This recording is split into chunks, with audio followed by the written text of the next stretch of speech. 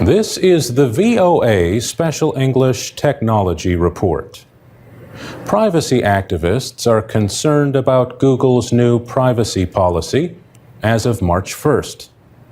The company says one main policy is replacing more than 60 separate policies for different products.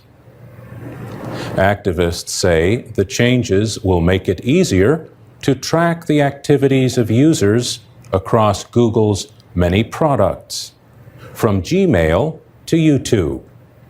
Mark Rotenberg heads the Electronic Privacy Information Center in Washington.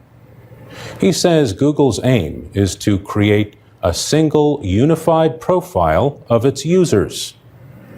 We believe that not only is that a threat to privacy, we actually believe it is illegal because last year, Google entered into an agreement with the U.S. Federal Trade Commission in which they said they would not engage in that kind of data sharing without the explicit permission of their users.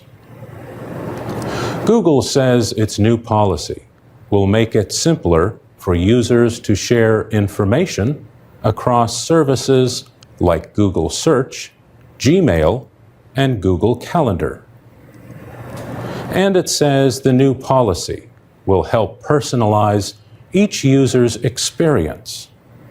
Over time, it says users can expect to see better search results, fewer unwanted advertisements, and more content targeted to their interests. But Mark Rotenberg says, in return, people who choose to use Google will lose control over the information they share. The type of information you might provide for an email service, for example, such as your address book, is different from the type of information that you might provide for a social network service.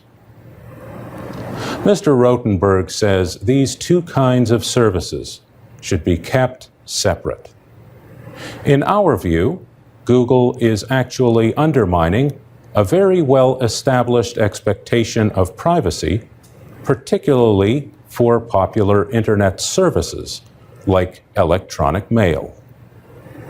Critics also see a bigger problem with Google's new policy. The plan would not give users a choice to opt out of the data sharing. Mr. Rotenberg says, in our view, if people want to make their personal information available, they certainly should have the right to do that. What we're objecting to is the effort by the company to take away from the users that choice that they should have. Google says it will not be collecting any more data than it does now. And it says users will still be able to control many privacy settings. For example, they can disable their search history and set Gmail chat to off the record. European Union officials have asked the company to delay the new policy to make sure it would not violate any EU data protection laws. For VOA Special English, I'm Mario Ritter.